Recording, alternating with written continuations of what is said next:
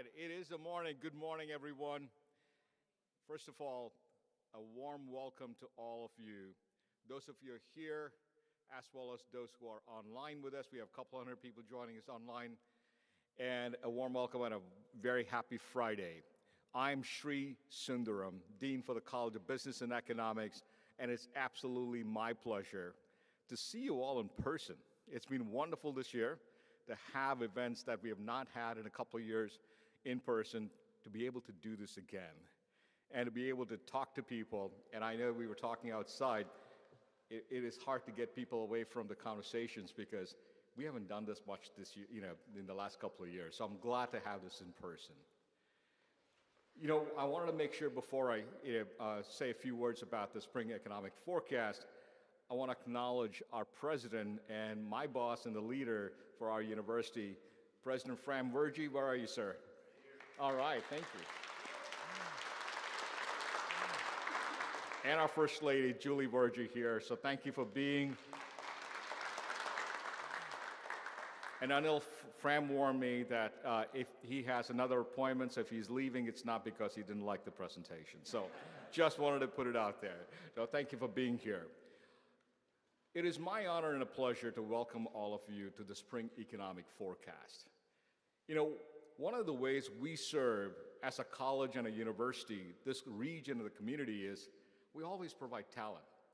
I always remember the story Paul Foligno tells me is that we are graduating 2,500 plus students just from our college in next month, and about 80% of them stay here in Orange County. So we know we are bringing a tremendous amount of talent to this region. And Paul always tells me that when he asked a question about how many alumni from Titan served, and he found out that a CFO is C-suite, large part of it is from the Titan community. So I think you all can look at your organizations. We provide a tremendous amount of talent to support your organization. What we also do is to provide thought leadership. And what I mean by thought leadership is events like this, where we're able to take the impact of the pandemic and the impact of the war and be able to break down, and with our faculty experts, to be able to tell us the story about, here's the data. What does that mean for you and I? When we go to the gas station to see the $6, or if you're seeing the interest rates go up, skyrocket, glad I bought the house last year, and other things that's happening, and the implications for us as individuals, but also for you as a business community partner. The third aspect is really our intentional engagement with a community to impact socially and economically. And this is one of the stories I was talking to Ash Patel, and we'll introduce in a minute here, and building strategic partnerships. That is important for us. And he'll talk a little bit about it, but one of the things I wanted to mention to you is that it's not when we form partnerships with each of you as an organization. It's a relationship where we bring in value and you are bringing in value to us. And this strategic partnership is absolutely key for us to be able to serve our students. So thank you for all of the support you provide. With that said, none of this would be possible without the support of our sponsors. So we have our economic forecast, but we also have the real estate panel that's going to follow. Pam is going to do a great job of answering all the questions I have, but we're looking forward to that. But key is, I want to take this opportunity to recognize our donors and our sponsors here. Our title sponsor, Commercial Bank of California. Gold sponsor, Infinity Bank and our own Titan Capital Management. And our silver sponsor, CSU Foundation and American Business Bank. Would you please join me in a round of applause for all of our supporters?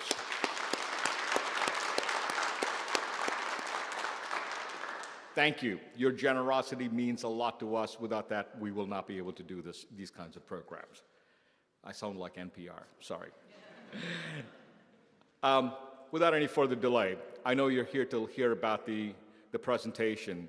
And to introduce our speakers, I want to welcome and introduce Mr. Ash Patel, President and CEO of Commercial Bank of California, a good friend in the short time I've been here, and also a great supporter for the college and the university.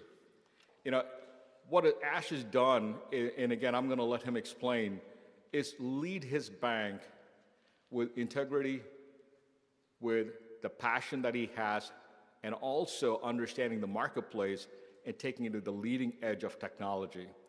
And that's what I'm getting to see. But also as a strategic partner, he's helping us with the financial literacy of our students, and you'll hear more about that. But the most important thing, and I have a feeling President Virgie is going to appreciate this, what I found out was all of Ash's children are Titan alumni. And I said, you can't beat that. I said, tremendous. So with that welcome, Ash, you've been a great friend and a supporter. Please come here and introduce the speakers and get the spring economic forecast. Join me in welcoming Mr. Ash Patel.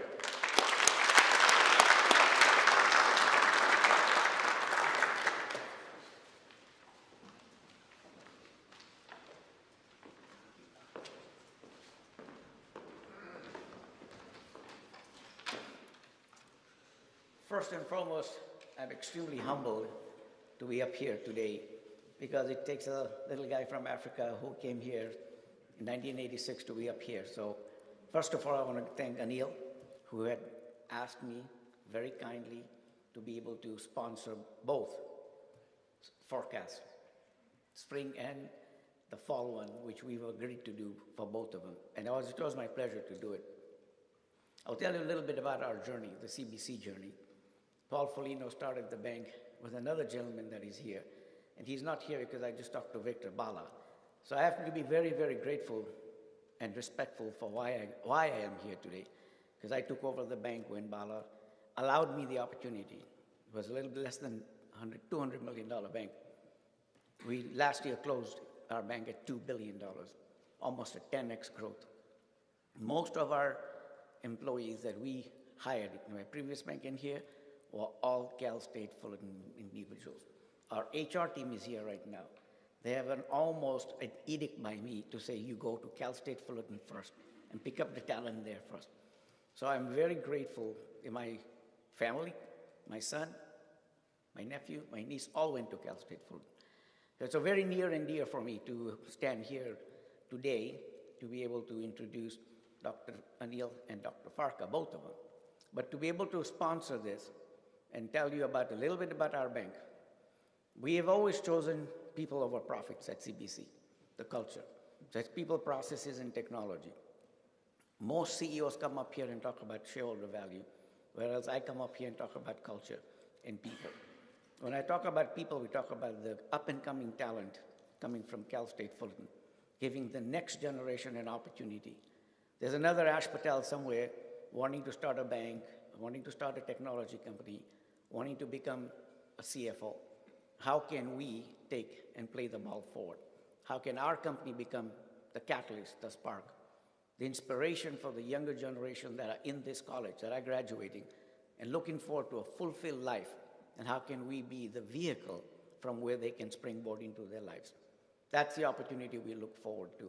We have deepened our relationship with Cal State Fullerton, with the financial literacy, with CRA, with the small business, with the SBDC. So we truly do not just believe that it should be a vendor and a customer relationship. It should be a strategic partnership where it's a win-win for both sides, meaning the college gets something out of it, the bank gets something out of it, and ultimately the students of this college gets a roadmap that hopefully we can guide to them. That's the opportunity we have had. We also have a very deep understanding of the culture. Amongst you, we have a chief culture officer sitting next to Paul. A lot of credit goes to him because the humility, the gratefulness, the passion that I have, I got from him. I'm very passionate. Sometimes my passion burns too fast, and I get to burn people very quickly. So I had to learn emotional intelligence. I had to learn spiritual intelligence. Those are things we do at the bank and we practice. So I know I only have 5 minutes. I want to be respectful. Trisha's going to show me a sign right now. It's 3 minutes, 5 minutes. So without any ado, I would like to introduce Dr. Anil Puri, Director of Wood Center in Economic Analysis and Forecasting. He'll begin the presentation of our economic forecast. Anil has been an amazing leader for this college and this university. College has grown in size and stature over the years due to the large part of Dr. Puri's visionary leadership and profound dedication to the success of our students. Along with him is Dr. Farka, the Associate Professor of Economics and co-director of the Wood Center of Analysis and Forecasting, has taught at university since 2005. She has also published academic journals and is frequently invited to share experience on economic and financial issues in various government educational organizations. Prior to joining CSFU, she was responsible as a senior economist at Deutsche Bank in New York, where she was responsible for developing the economic forecast model, currency forecast, and market analysis. So, without any delay, I'd like to introduce Anil. Come on in. Thank you.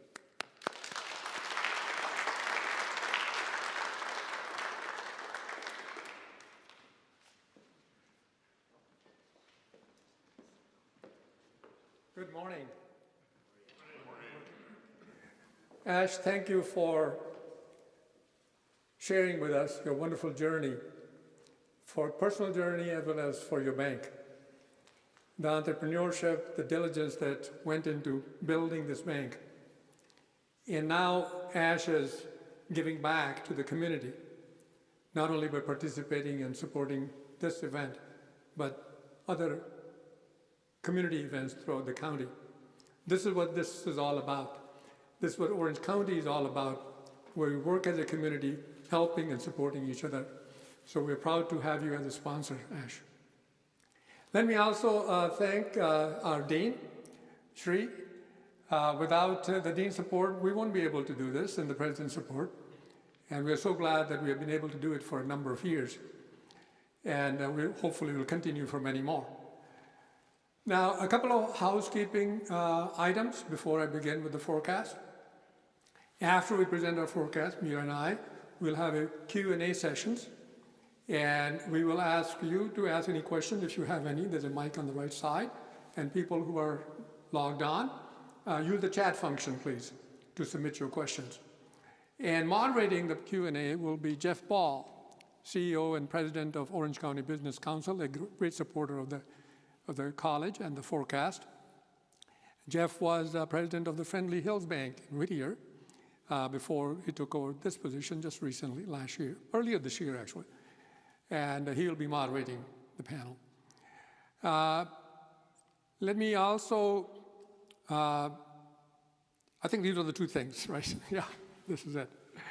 Let me turn our attention to what is happening all around us, and where it might be headed.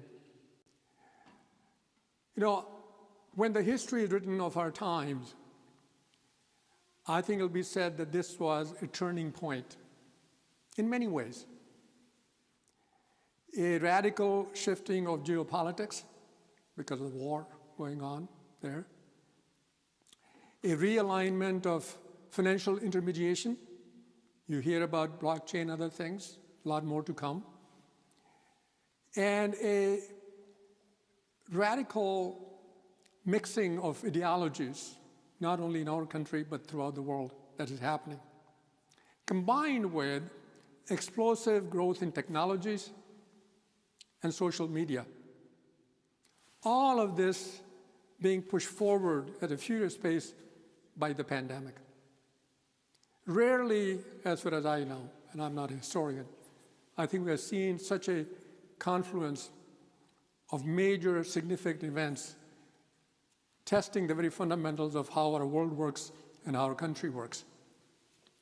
So as the world turns, the title that we put for our forecast today, the question is, where are we today? What is the status quo? And where are we headed? Well, thinking about status quo, President Reagan's words come to mind. He said, you know, status quo is Latin for the mess we are in. And we are in a big mess. There are anxieties that we deal with, nightmares, stagflation, inflation, all, supply chain issues, whatever. And we try to push them away as if by wishing them away, they'll go away. Unfortunately, they won't. The first side of stagflation, or the second, is the inflation, and it's everywhere. I'm sure you've been reading the news about this, 8.5% this last month in March. And not only CPI, the overall measure of inflation, but the personal consumption expenditure, which is the favorite of Federal Reserve Bank, they look at that, that is up also 6.4%. Both of these numbers are the highest ever since early 80s, when we had the big recession under Paul Volcker regime. And core PCI, taking away the food and energy index, is also up. Not only that, inflation is built into our system, manufacturing system. If you look at the PPI, the producer price index, which tells us the prices for the intermediate goods, is forward-looking measure. And that is also at a historic high, which means the price increases are going to continue for some time. And inflation is everywhere. It's not confined to just one sector. Used car prices, as I'm sure you've heard, were up 40%. They come down a little, but still way up there. Transportation, up. Fuel, food, apparel, everything is up. And all of these increases are historic in the sense that they are 40-year high from the early 80s. A very sharp increase, as well as in the housing and recreation. In housing, rents, and so forth, we haven't fully experienced the impact of those because rents are not built into the inflation figure right away, but we will be seeing them. Well, it may become so expensive that Spam will have to be substituted for turkey when it comes to presidential pardons. Hopefully that won't happen, but it's a sad story as far as the inflation goes. Not only that, the other part of stagflation is growth. And growth in the economy has been slowing down. And it was expected after 2021, which was just a blockbuster year, and this year things have slowed down, but we did not anticipate growth declining so sharply. In the first half, the GDP grew by 6.5%. In the second, dropped to 4.7%. Consumption fell even more, from 11.7% to 2.6%, as did the investment. Now, this sharp decline has continued in the first quarter of this year. We'll get a number for GDP growth next month, end of this month. But Atlanta Fed publishes a forecast, and their forecast is a GDP growth of 1.3% for the first quarter of this year, which is pretty low by any standards. If you look at Google searches, just to show you how people are concerned about, the search for stagflation is way up there. Everybody's thinking and wondering about what's going on, what this is all about. Now, part of the reason inflation is so high has to do with supply chain issues. A lot of disruption, as you know, caused by the pandemic. Ships are not moving, the shortage from chips to ships, as they say. And we have looked at a heat map of various aspects of the supply chain. Red means worse problem, blue means not so bad. If you look at the time of delivery of products, you're starting with the second quarter of 2020 when the pandemic started. It was fine until the last 2 quarters. As you can see that the fourth quarter of last year and the first quarter of this year, timing is taking much longer, twice as long to deliver anything. And the volume, the amount of goods delivered, same story. Now, price and inventory have eased up a little bit. Prices have gone up last quarter, but they may be slowing down. The price increase may be slowing down just a little bit, as well as inventories are building up. But the labor issues are there. Labor is very tight, and people are not coming back into the workforce, and that's creating major problems for the economy. Labor shortages have gotten worse, actually, over the last 6 months. Job openings, which is the one measure of the demand for employees, is at 11.3 million jobs, while unemployment rate has declined to 5.9. The number of unemployed, has declined to 5.9. So there's a gap of about 5.4 million jobs. So for everybody looking for a job, there are 2 jobs available right now. It's a highly tight situation. At the same time, the quit rates are way up there. People are finding better jobs, so they're getting repeated jobs. If they don't get to work from home or they get other flexibility in the jobs, in their current jobs, they're very ready to quit the job because they know they can find one. And we know we all are doing more with less. Employers are trying to become as efficient as they can, more productive, and maybe they will not be hiring as many people going forward. And people are working harder. Even Santa has to work for maybe only Dasher. Dasher had to work harder. There may be late deliveries, I have to tell my grandchildren.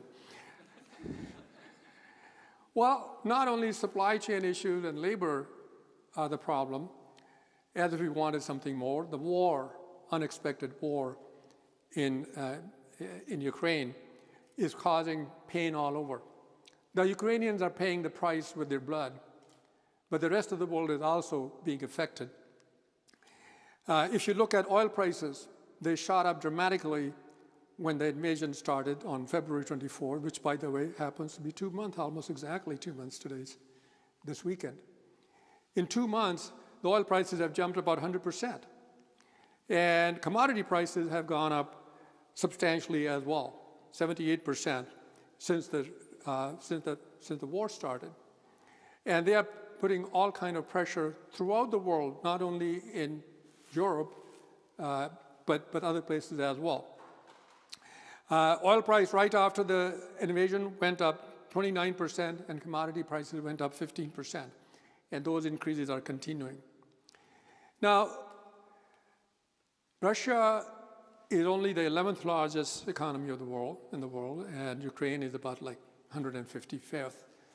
Ukraine is the size of Nebraska, the economy. And Russia is about the size of New York. So in size, they may not be that big, that important. But the way they affect the world is by being exclusive suppliers of several products. For example, neon, which is used for semiconductors. 70% of the exports come from these two countries. And those are going to be constrained. We already are short supplied. Oil seeds, 54%, and palladium, which is used in catalytic converters, I believe, is also heavily supplied by these two countries. And then nickel, which is a very important product for lithium batteries that run our cell phones and everything else, and wheat, and so on. So they are supplying critical mass of inputs for the world, and shortage of that is going to be putting more pressure. Now, U.S. imports only about 4%, and we stopped that completely now, while Europe imports 27% of its oil supplies from Russia. They are going to be affected greatly, and they're still debating how to increase their oil supply and how to reduce the supply from Russia. Now, gas imports situation is even worse because a much larger portion of their gas imports come from Russia. So for some countries, it's 100%. Austria, Finland, and Hungary, Austria and Finland, 100%, Finland, 77%, Germany, more than 50%, 58%, and so on. So Europe is a lot more dependent than we are, and they're going to be more affected as the war gets worse and more restrictions are imposed. Now, we are feeling the impact of these, because oil is a global product, as you know, we are feeling the impact domestically as well. Average national price is about $4.08, which looks cheap relative to what we pay, right? About $6 almost, $5.75, the latest number. California is always leading.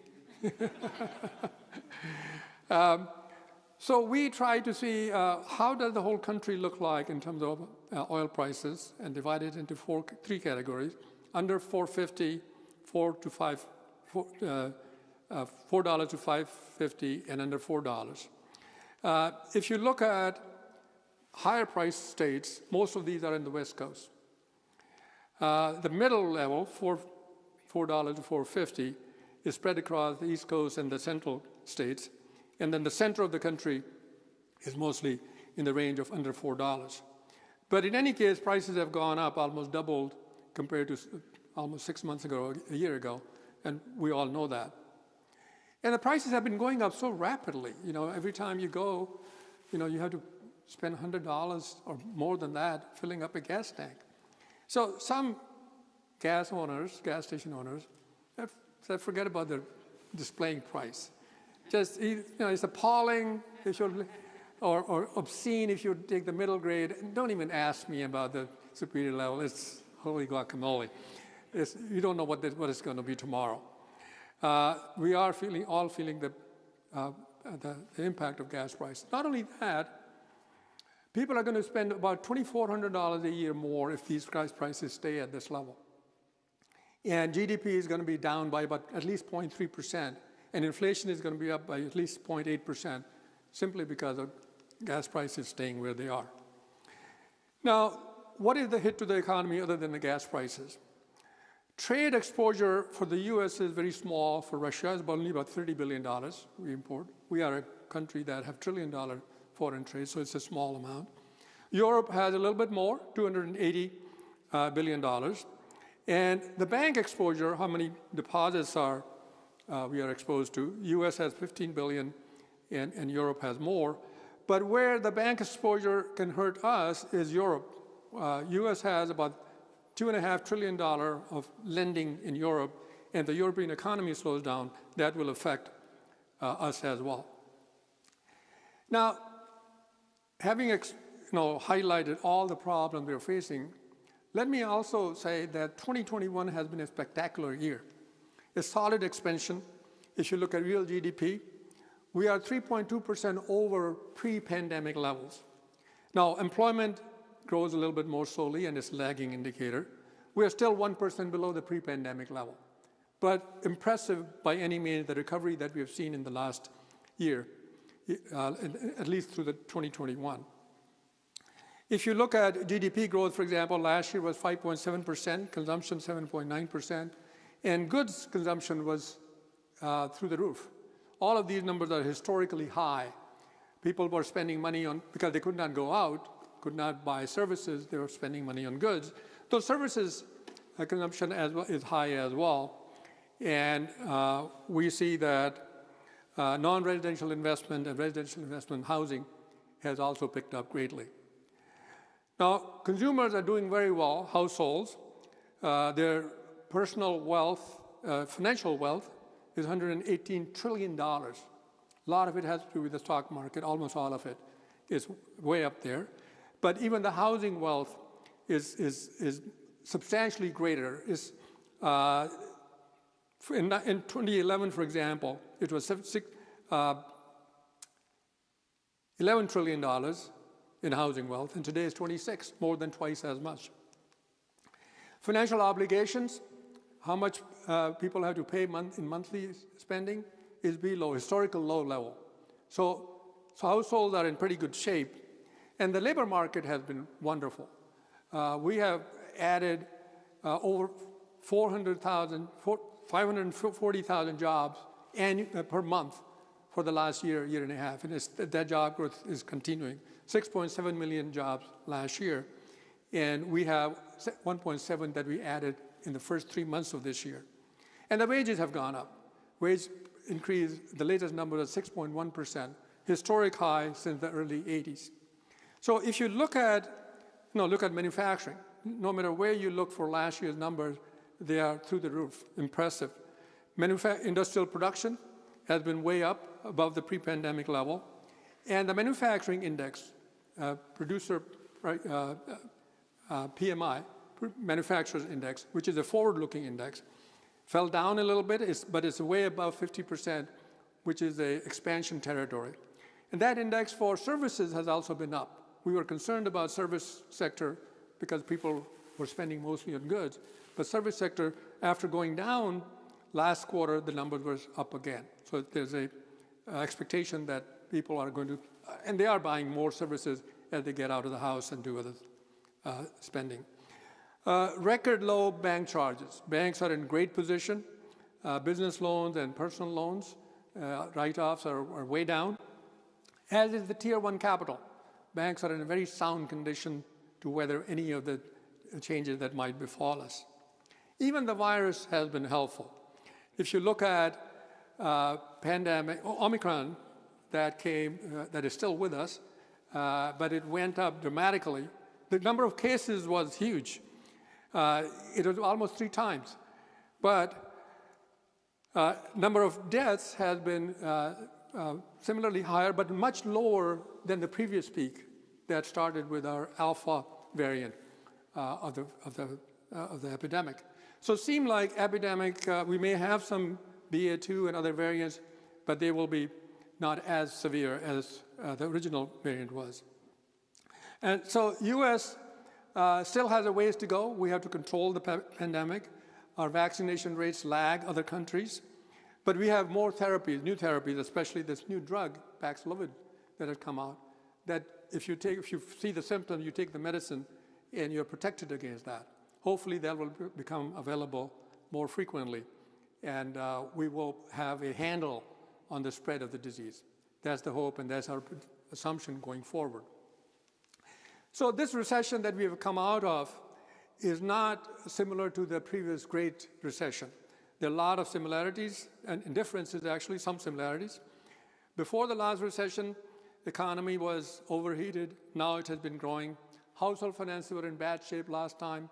Now they look great. Banking, similar story. Government stimulus, we didn't provide enough during the Great Recession of 08, 09. But I think we overdid it this time. So it's a huge improvement. And then if you have something more to look for, you know what the record was for Rams in 08, 09? One win. And now they are, world champions. So where are we headed? Stock market is up.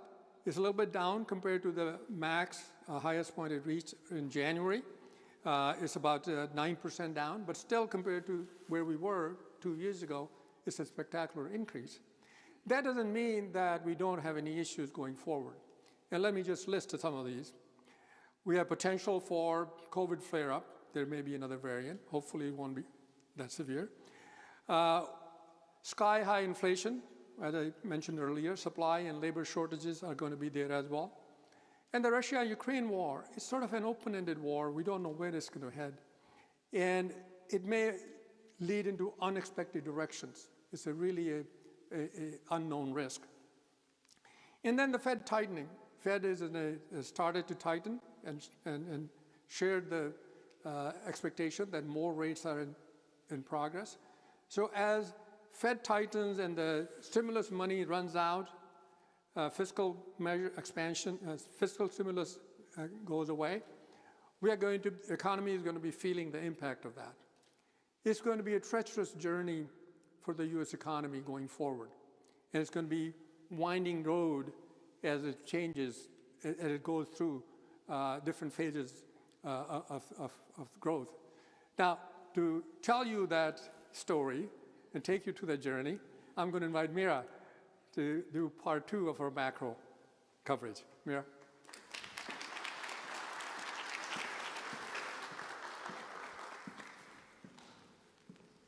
Thank you, Anil. And can you guys hear me? Oh, I'm loud anyway, but thank you, Anil, and good morning, everyone. It's great to see everyone in person. This is our first time being in person after 2 years. So Anil mentioned, well, where are we headed, right? And I feel like there is no easy way, no sugarcoating this, but it seems like this expansion is turning out to be one of constant sorrow. I mean, I love the movie, I love the music, it's fantastic. But in a way, things are not shaping us as we have actually hoped, right? In fact, it seems like all the good stuff seems to be a little bit behind us, right? You've got, the reopening from the pandemic, it seems to be over. It's over and done with. No more fiscal support, no more monetary policy support. So this kind of reminds me a bit of an exchange that Churchill had with his political opponent, Nancy Astor. By the way, was the first woman to ever be seated in the parliament. And it went something along the lines of, she was being sworn in, and he told her, Nancy, when you entered the House of Lords, I felt you had come upon me on my bath, and I had nothing to protect me but my sponge. So to which she kind of answered, and she had a very, very, very sharp tongue, and she answered, she said, you're not handsome enough to have worries of that kind. So obviously, just like Churchill, we're just a little bit sort of unprotected, right? No good news out there, no fiscal, no monetary support. So how are things going to shape up in the future? That's the concern, right? Now, things are going to get a little bit heavy, so I have a bit of a request. It's a very tiny one. Please don't slap the messenger. No. Too easy to pass up, right? So there's like 30 feet between you and I, so please just, that's the only request that I have. Things are going to get a little heavy. Now, let me start first with the good news. Anil mentioned that the fundamentals of the economy are quite solid, right? And even if you look at it, some of the numbers, there's also sort of oodles of cash from the pandemic, from the many rounds of fiscal and monetary policy, $10 trillion. There still are sloshing around in the economy. So if you look at it, for example, household savings, that's the trend. We're about 2.8, it's kind of hard to see in red, but it's about $2.8 trillion in excess savings that it's still sloshing around, in bank accounts. If you look at it from the commercial bank deposits, they're up $3 trillion from trend, right? So this is lots of money still out there. In the words of the song from the movie, we're living in a world where handouts grow on bushes. There's a lake of stew and of whiskey too. You can paddle all around it in a big canoe in the big rock candy mountain. I would spare you the singing. I stink at it. And it's probably be far worse than anything we'll talk about here. But certainly things are still good enough, right? I mean, lots of cash that we have sort of sloshing around the economy should kind of carry us a little bit over the forecast horizon, at least over the next 12 months or so. And and there's also still a bit more room to grow, right? There's still a bit of a pent-up demand. Anil mentioned that, the real GDP has recovered, but there's pockets of the economy that are not quite recovered yet. So for example, here we have Moody's Back to Normal Index. This is sort of an index made up of sort of 3 dozen indicators. They're high-frequency indicators. It's still about 6% below pre-pandemic levels, if you can see it there. So we're still a bit below. And a lot of this has to do with services, right? Service spending is not where it used to be. It's about 0.8% below trend. If you kind of accumulate this over the past 2 years where, we didn't really have much of a service spending, that's around $1.4 trillion, sort of a pent-up demand, something that, we need to make up. And, and there's other areas you can look at it. Leisure and hospitality is still below normal. Travel is still below normal, 10% below pre-pandemic levels. And again, as the pandemic sort of fades away, we do expect these numbers to pick up quite a bit. If you look at restaurant dining, right? Now, if you look at for the US, nationally speaking, that's about 2% below the pre-pandemic level, which is not that bad. But then there's huge discrepancy from big cities. For example, LA, which is not doing that bad, is about 5% below. But you have other big cities. You've got Chicago down 19%. You got New York, San Francisco down almost 40%. So again, as the virus sort of recedes, we should see these pockets of the economy kind of come back. Hotel occupancy is another, it's another sort of pocket that is still depressed, about 13% below pre-pandemic levels. So we do expect these areas to pick up going forward. And it's not just consumers. We've got billionaires have the urge to splurge. Elon wants to free the birds, so we wish him all the good luck. But certainly these two things, so we've got sort of pent-up demand that, wasn't spent for services. We still have oodles of cash hanging around still from the $10 trillion of support we've had over the last two years. So these two things should keep us going over the short term, at least over the next 12 months or so. But as Anil mentioned, the ride is not going to be very smooth, right? We have a lot of issues, so this is not going to be as smooth as possible. If you kind of visualize business cycles in this slide here, you'll see that here we have recession. That's where we were back in the spring of 2020. And then there was a recovery that started the summer of that year. It went on the rest of the year. And then last year, we went from recovery towards overheating as the year went on. And now we're sort of somewhere here, kind of straddling the space between overheating and stagflation. And the question is, the most worrisome concern is, where are we going to be 12, 15 months from now? And that's kind of like, sort of the economy is kind of perched in a narrow path between a recession and stagflation on one side and recession on the other. So yes, we are in a tight spot. But let me first, before I talk about the long run, let me first talk about the next 12 months, sort of like the short to medium term horizon, and where we think we're going to be headed. And here we do think that we're going to see continued growth. As Anil mentioned, there's, fundamentals of the economy are still kind of strong, but we have oodles of cash, there's still pent-up demand, right? All these reasons are there, but we're going to have stagflation dynamics.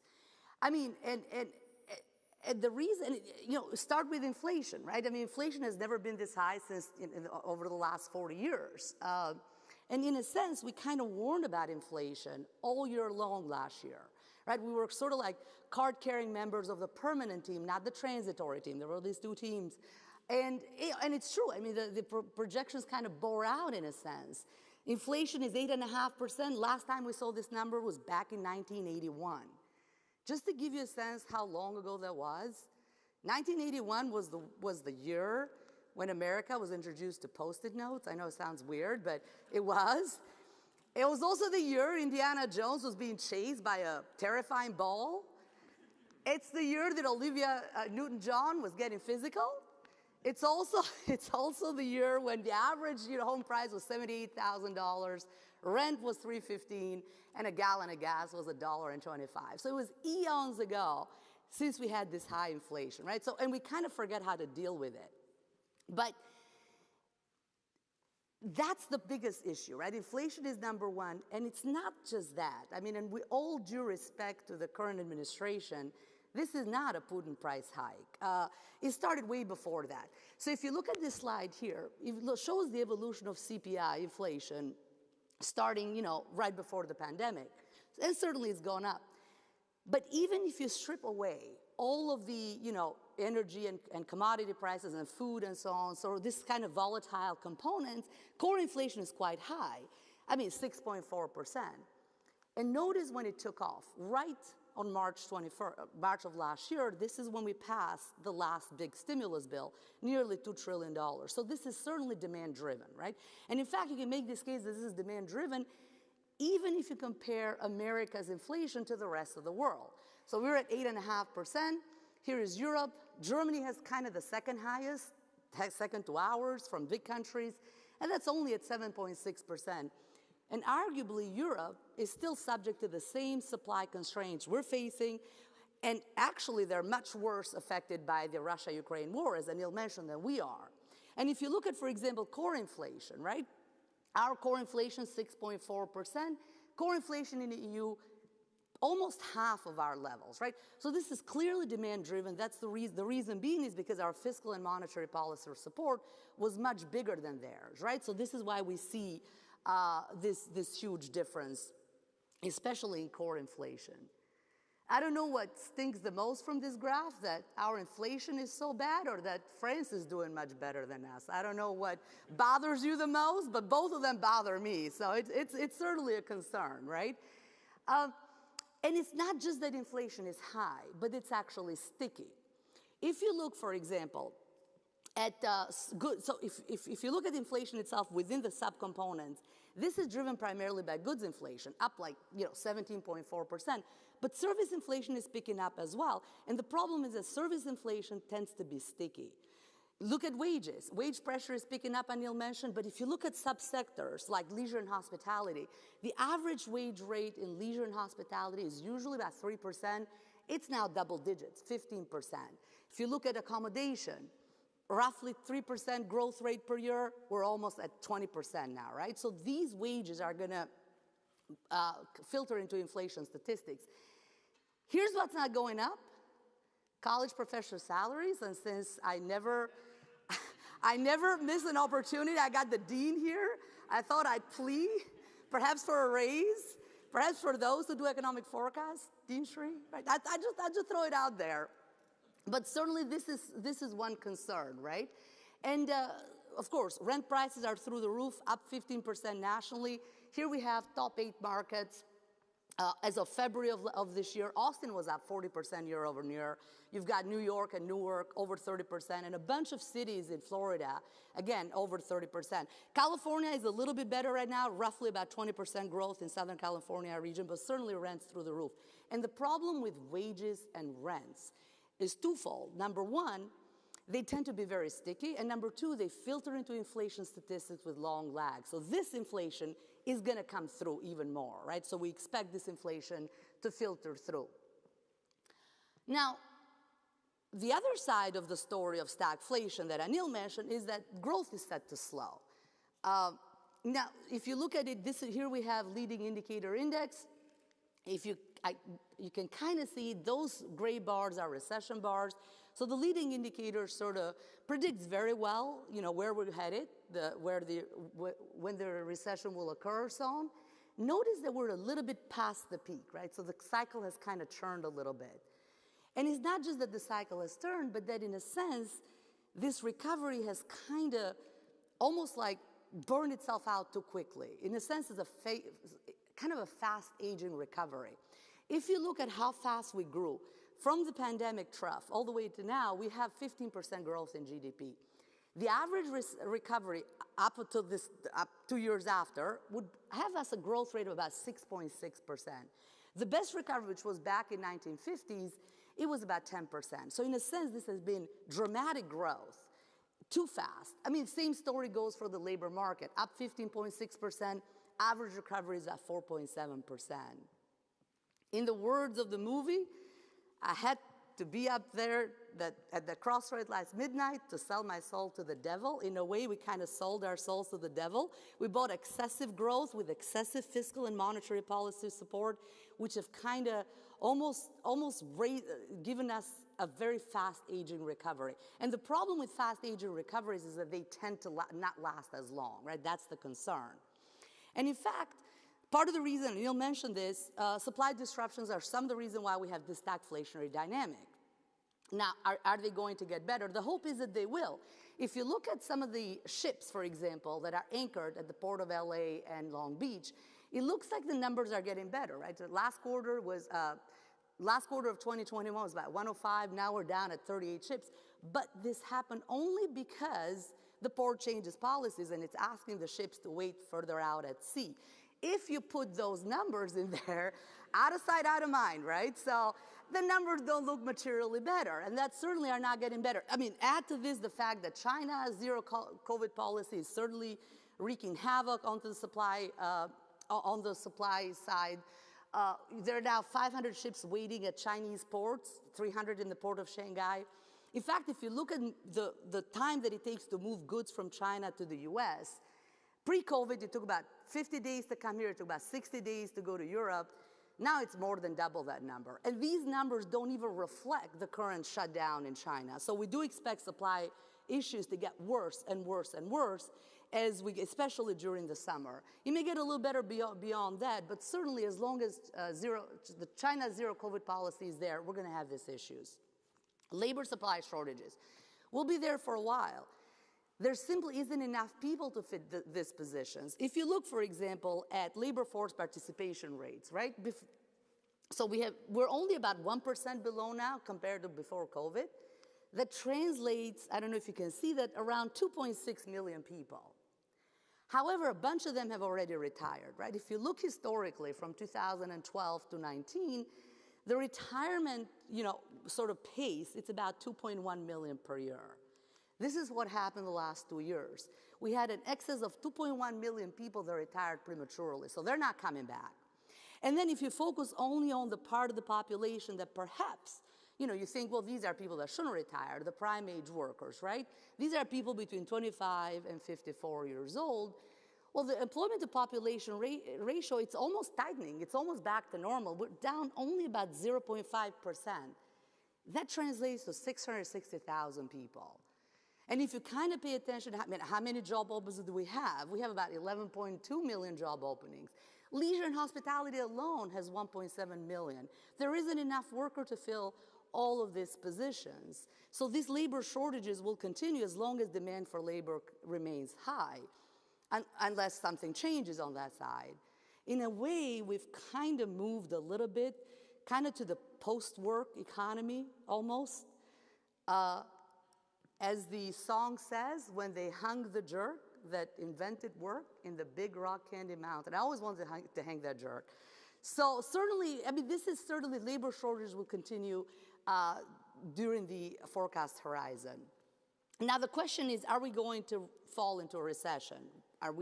Is that the next logical step? Are we about to fall into a recession?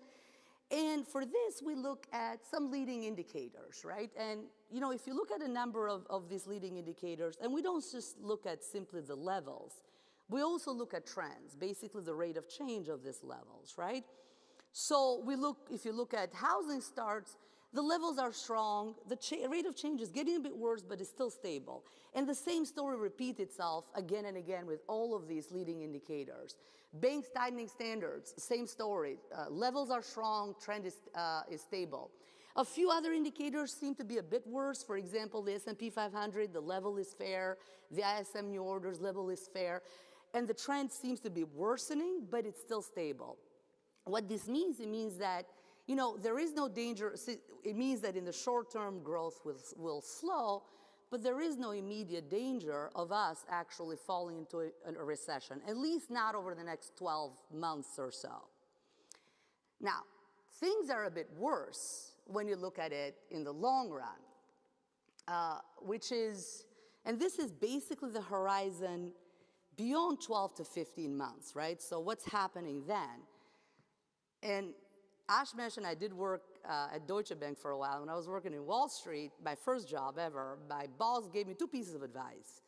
And he said, if you want to be invited again, don't ever predict a recession. But if you have to, don't give a date. So I am going to adhere to that advice, and I'm not going to give you a date. But it's not so important. Perhaps the date is not as important as the why. Why do recessions happen? Why are they born? Why do expansions die? And for this, in a sense, we have a lot of recession risks. To paraphrase Seinfeld, they're real and they're spectacular, but there are 4 main causes why recessions happen.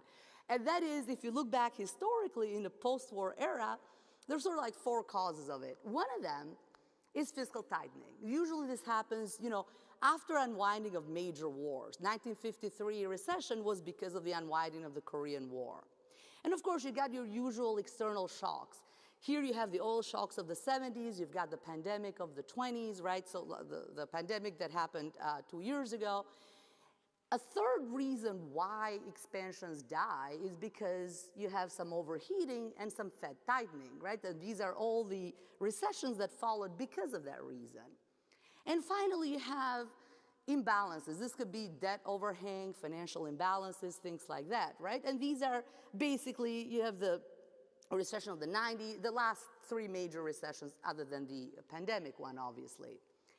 Now, if you look at this, with the possible exception of the very last one, all three of these causes are present at the current moment.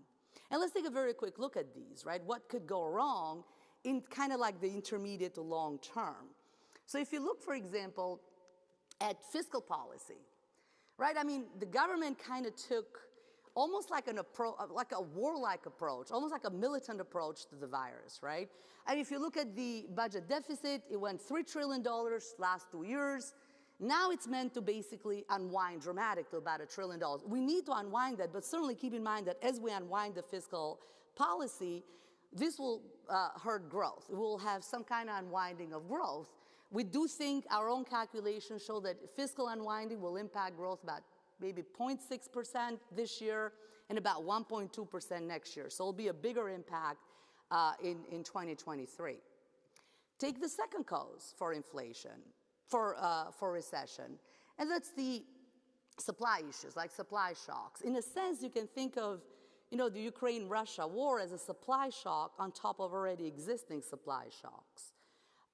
Should the war last any longer, which sounds like it will, and should, Russia's exports of energy sort of suffer because of Western sanctions or because of supply disruptions, you certainly have, the worry is that this will be sort of a huge stagflationary shock to the global economy. So if you look historically at geopolitical disruptions to the oil supply, Iranian revolution took off about 5.7 million barrels of oil per day from the global production. And there's various conflicts. You have the Arab oil embargo, the Iran-Iraqi war, the Gulf War, about 4 million. The Ukraine-Russia war, we think, and it's kind of hard to see, but it'll be anywhere between 3 million and 5 million if things get worse, right?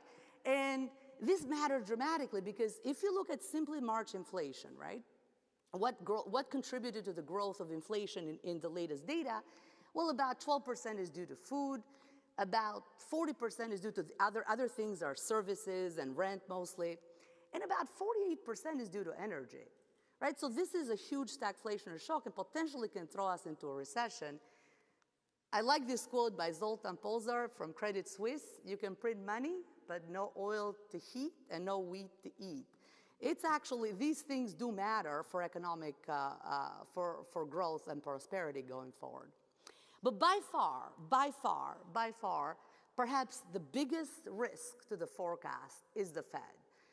I mean, the Fed almost has like has almost had like a religious conversion, I feel, the born-again inflation fighters, right? Almost like Delmar in the movie, who was baptized and he was redeemed, and he said, look, the preacher's done washed away all my sins and transgression. The same way the Fed is hoping to redeem itself from basically past blunders. They did blunder this greatly. They're telling us that they will raise interest rates basically by 250 basis points by the end of the year. We think that even though this is aggressive, it's not aggressive enough given the type of inflation that we have. We think it should be about 300 basis points by the end of the year. They're probably not going to go there, but that's what, at least we need that, right? And the reason being is that the Fed is very far behind the curve. One of my favorite characters in the movie is George Clooney, the Dapper Dan man, who was obsessed with his hair treatment, where he goes, I like the smell of my hair treatment, the pleasing odor is half the point. The same way the Fed kind of got obsessed with its own prediction that this inflation is transitory, so now they're very far behind the curve. And in fact, if you look back historically, the problem is that the only time when inflation was higher at the start of Fed tightening was in 1980. Every other time it was lower than what we have now. And we know what happened in 1980, a deep recession followed. So that's the problem. The Fed is kind of stuck with terrible choices. It has to sort of decide which calamity it wants to be remembered for, letting inflation run loose or sort of pushing us into a recession. And the reason, and they're going to try to engineer a soft landing, but it'll be very, very difficult, right? And if you look at it historically, this is the federal funds rate, and here we have recession bars. But 75% of the cases when the Fed start hiking rates, a recession followed. Now, there were 3 exceptions to this rule. In '66, one was in '84, and one was in '94. But in all of these 3 cases, conditions were very different from now, right? So we have average inflation was a lot lower than it is now. It was 3%. And unemployment rate was actually higher, almost 6%, right? Higher than what we have now. So there was more room to maneuver back then. It's less now. So, of course, the Fed is the biggest risk. In the words of one of the greatest economists of the 20th century, post-war expansions didn't die in their beds. They were murdered by the Fed. In the 75% of the cases when a recession followed a Fed rate hike, there was a process that unfolded was as follows. The Feds begin to hike rates.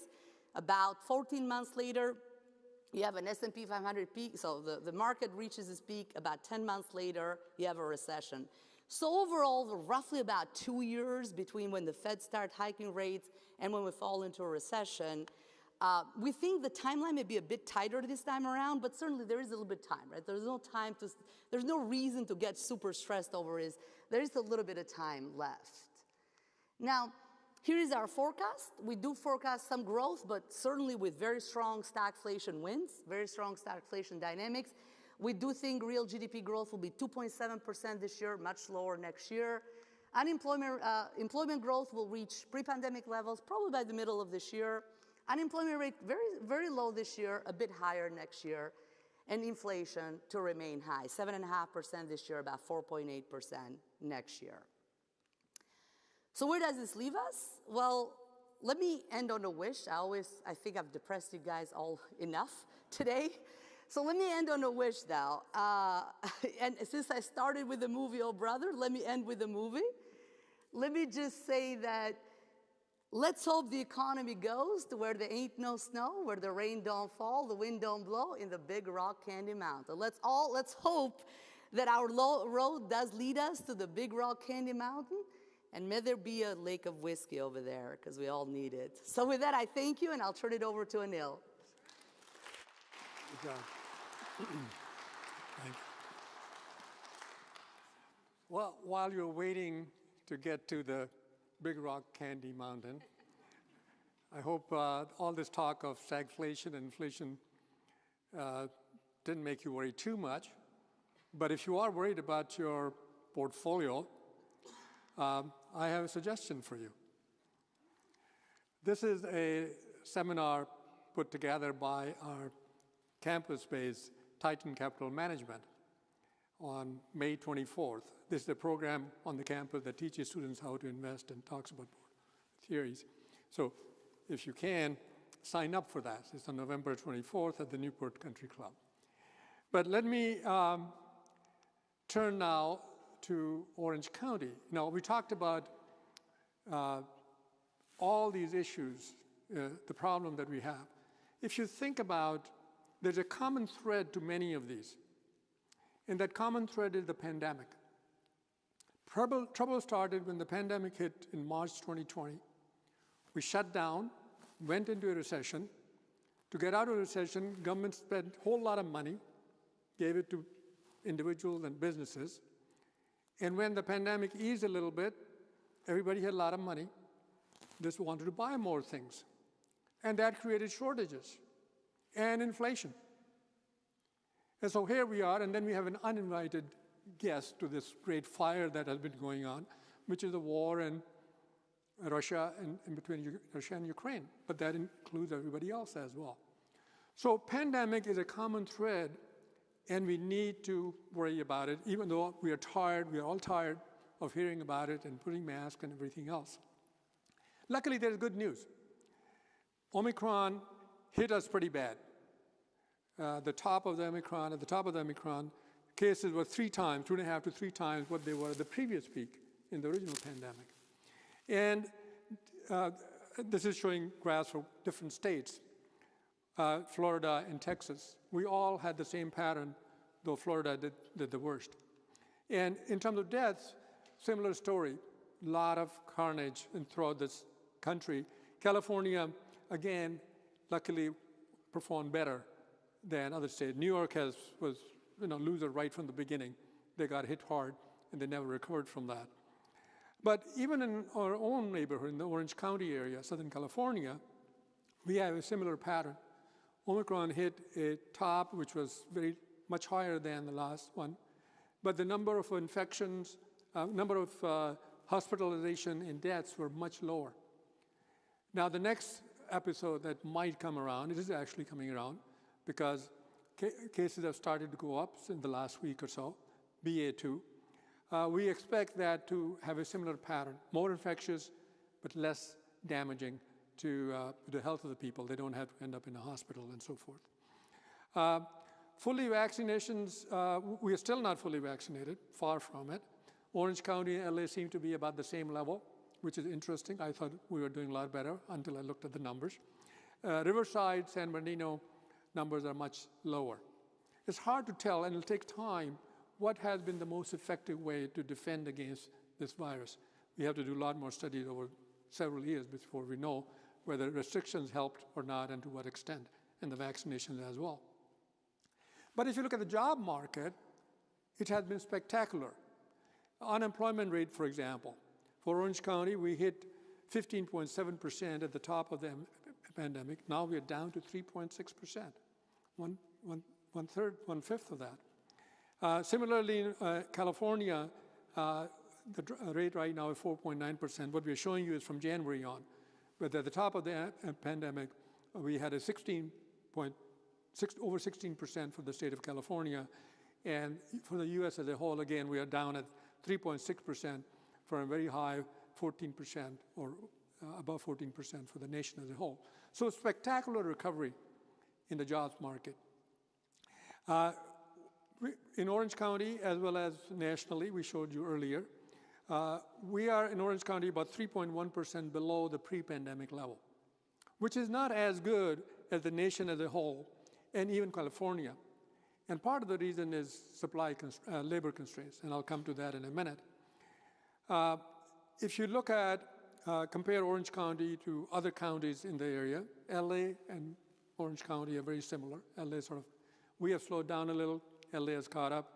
Inland Empire has always done better. Inland Empire is like a developing country. There's a lot of new open land, a lot of people coming in. So it's not fair to compare that with Orange County and LA, which are more advanced and therefore have naturally slower rates of growth. Primary reason for a slowdown, why we're not catching up with growth, as we have been talking about, is the shortage of workers. Labor force, people who are either working or looking for work. That number has stayed low. In fact, that is 2.1% below, and labor participation rate is 1.5% below the pre-pandemic level. Until more people decide to join the party, the job party, we're going to have the same problem. I think Mira mentioned that over 2 million people have left the workforce. They retired. They're not coming back. And our immigration patterns are such that we are not letting a lot of people into the country. Our birth rates are slower than before. And for local economies, for Orange County and California, more people are moving out than moving in. And so a combination of these things is putting pressure on the local economy as far as employment growth is concerned. Here are labor force rates for LA, California, and Inland Empire. Inland Empire has higher labor force than before the pandemic, but not LA or California. Now, when the pandemic hit, it affected some sectors a lot more than others. Leisure and hospitality and other services, leisure and hospitality industry has over 25,000 jobs. It lost about half of those jobs, 41%, within 2 or 3 months. And similarly, other services, but education and retail were affected significantly as well, double-digit, 20% or more. Consumer, construction, healthcare, professional and business services, and all the other sectors, as you can see, got hit really bad when the pandemic hit. But the recovery has been very broad-based and very impressive. The sectors that are doing the best in Orange County right now, the 3 sectors, education, transportation, and healthcare, they all are showing positive growth above the pandemic level by good percentages. Then there are sectors in the middle, they are not doing so well, haven't hit the pandemic level employment. Professional and business services, construction, government sector, retail, and financial activities. And then there are the laggards, manufacturing and leisure and hospitality. Leisure and hospitality have come a long way than immediately after the pandemic, but they're still below the pre-pandemic level. And within that leisure and hospitality sector, which has done very well for Orange County, as you can see on this graph, Orange County is about 6.4% below the pre-pandemic level compared to the U.S. economy, which is about 8.7%. In spite of the fact that we have a much larger leisure and hospitality sector here, thanks to Disneyland and other entertainment entertainment businesses that are in Orange County. Now, in the subsector within hospitality, leisure and hospitality, there are some subsectors which are doing pretty bad. Food services are improved. More people are going to the restaurants, but they're still not at the pre-pandemic level. Arts and entertainment is not doing as well either. But what is doing the worst is the accommodations, hotels and motels and occupancy rates. Those occupancy rates are still pretty low, and it'll be some time until people feel more comfortable going out. There are more conferences and events in Orange County that those rates will pick up.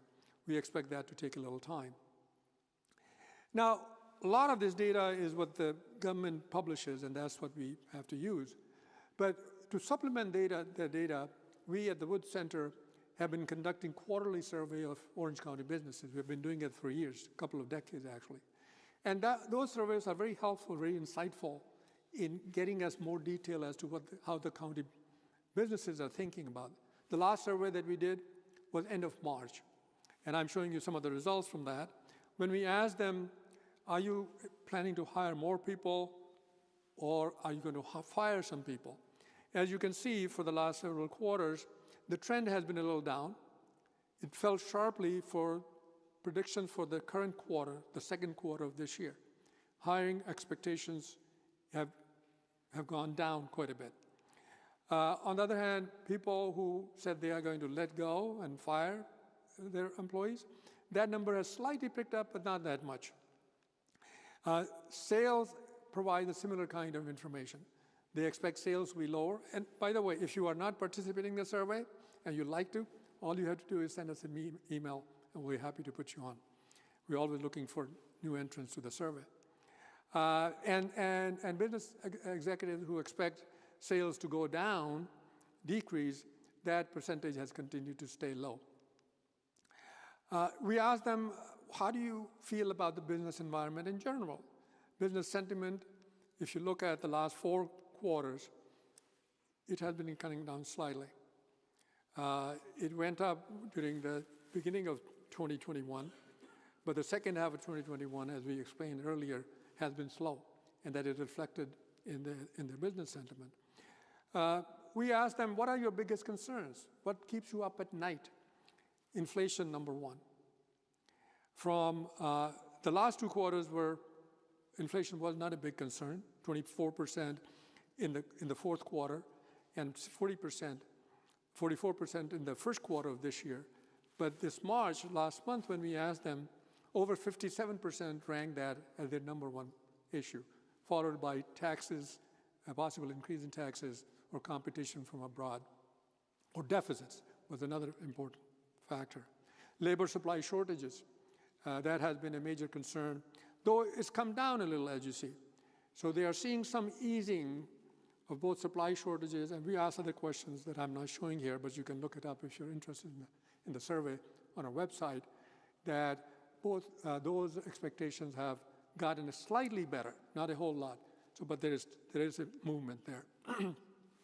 Talking about inflation, we asked them, what do you expect for this year, 2022? Where do you think we will end up by the end of the year?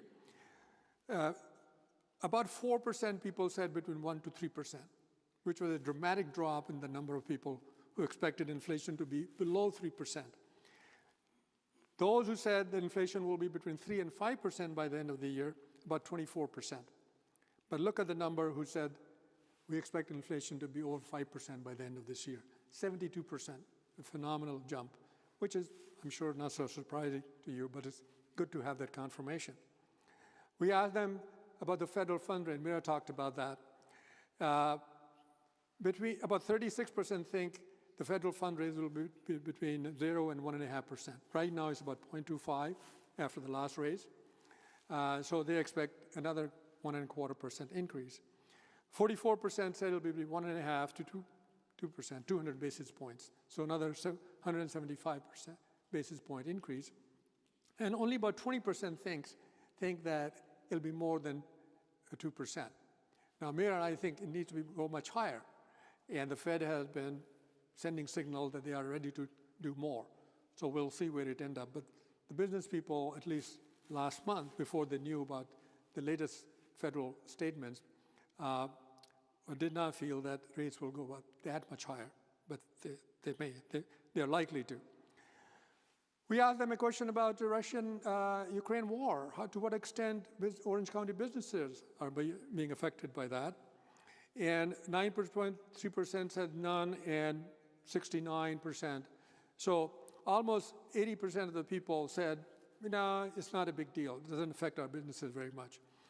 But about 20% said that their businesses are going to be significantly impacted because they have businesses either with Russia or with Ukraine. How long the war will continue? Over 40% of the people expect war to be over 6 months. It'll take more than 6 months. And as I said earlier, it is such an open-ended issue that it's very hard to tell how this war will unravel and what more may come forward. Now, housing prices have taken a substantial jump in Orange County. The latest numbers are about $1.17 million for a median single-family home in Orange County, believe it or not. And that is an increase compared to, let's say, 10 years ago. $700,000 higher Half of that increase, about 350, occurred in the last 2 years.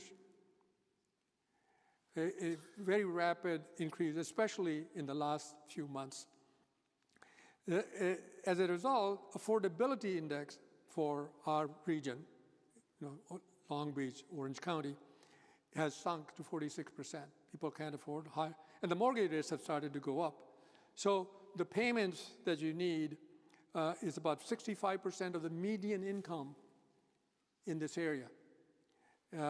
Dreams of people, first-time home buyers, are further into the future when they'll be able to buy that. We have had 18 months in a row of double-digit price increase for Orange County and the whole Southern California region. Anywhere from 10% to 25% or higher. And that's spectacular. That has happened only twice before in the recent history. And that cannot continue, of course. We are projecting about 3 to 4% increase in home prices for this year and next year because of higher mortgage rates, slowing economy, and and inflation, of course. Now, as a result of these price increases, the range of home prices has dramatically shifted.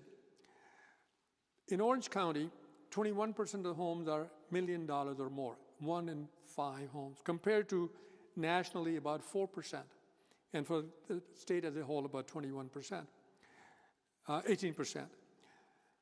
For Orange County, 61% of the homes sell between $500 and $1 million, the value of the homes.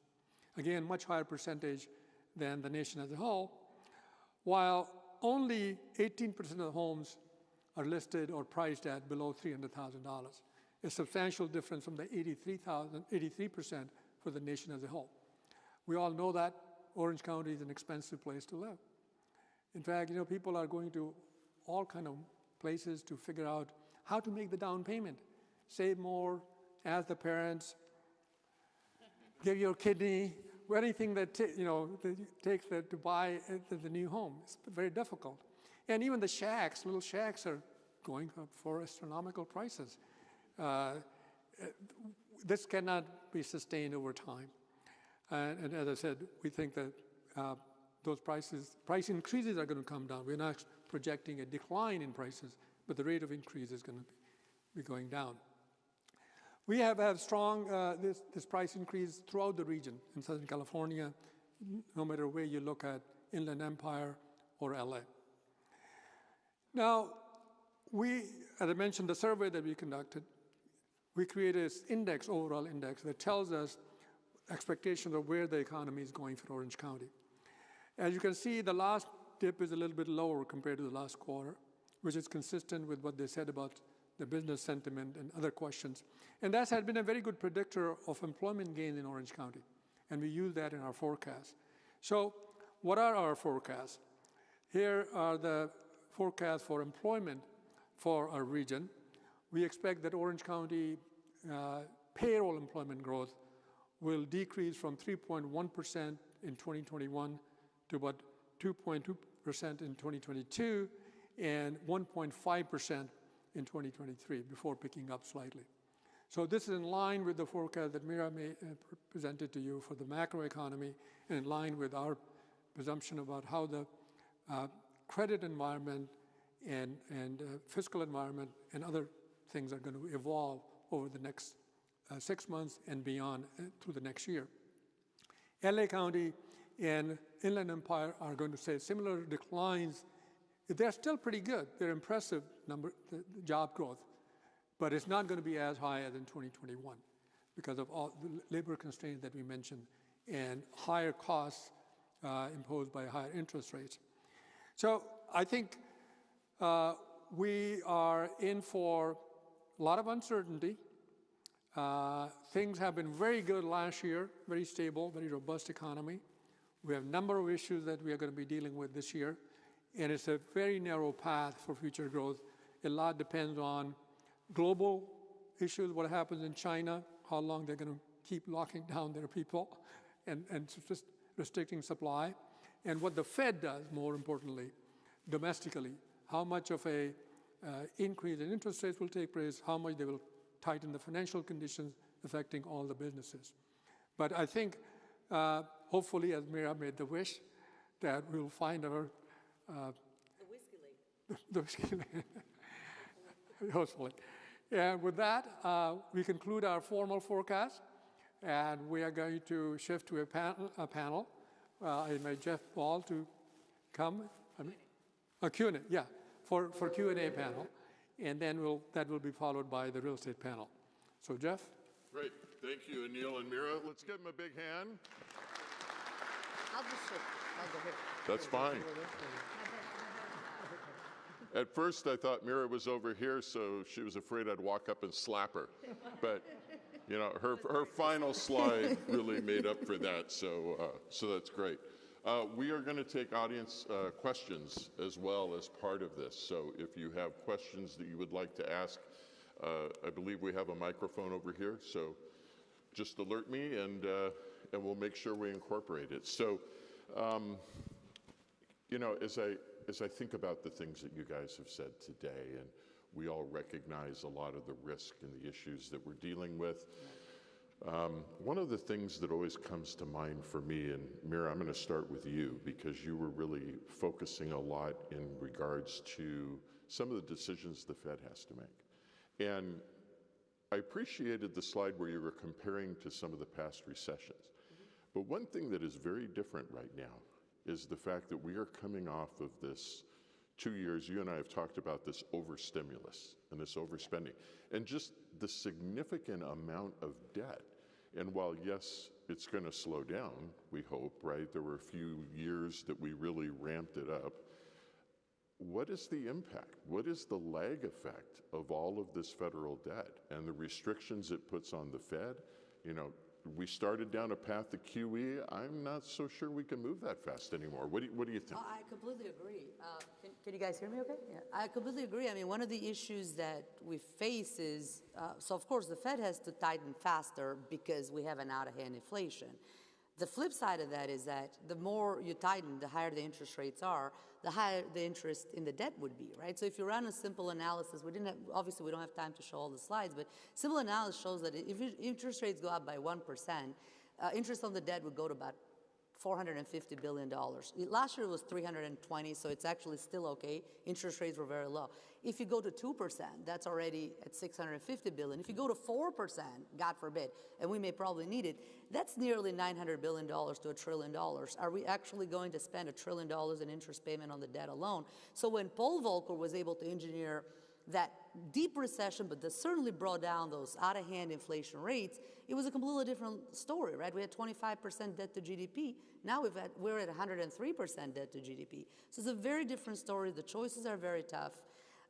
And I apologize for depressing everyone, but it is. And let's hope that we do get to the big rock candy mountain, but certainly the outlook is not conducive to growth, even in the longer term, if you think about this excessive debt. And that's why we actually think we're probably going to have to live with a bit higher inflation than what we're used to the last few years. Like I said, we are sort of the card-carrying members of the permanent team. It doesn't sound good, but certainly that's how we look at things. Well, it's a big rock candy mountain of debt, Anil, and the best way out of it is economic growth. And you're both talking about very tempered growth relative to a lot of issues that we seem to have brought upon ourselves, quite frankly. Yeah, I agree. There are two solutions. One is inflation. Higher inflation will lower the real value of the debt, and government can handle that by higher taxes. And as higher taxes is one other way to pay for that. And higher growth is the other one. As GDP grows, more taxes are collected, and government can pay off the debt. Now, the Fed is talking about, and we'll know more in the first week of May, of contracting that balance sheet by about $90 to $100 billion a month. And that will continue for a long time because they have accumulated, $10 trillion of debt. And that is going to be putting a constraint on the financial condition of the economy. But there is no short-term solution. And not only domestically, I think when the Fed does this, it has global implications. So they have to think about how they affect the global economy as well. Before we depress, I think They will never show up again if we depress them to death. But let's hope. There is ways we can do. You can do deregulation. You can start hopefully productivity growth pick up. So that way we could have potentially good growth if we have the right mix of policy, which is, deregulation will be one of them, certainly kind of unleashing potential. Productivity growth has picked up a little bit, not enough to make up for any growth that we need, but hopefully we can be a bit hopeful that would pick up a bit if we kind of adopt the right policies. But as things stand now, where we stand right now, I'm not that optimistic. Right. Yeah, and finally, it constrains future government activities.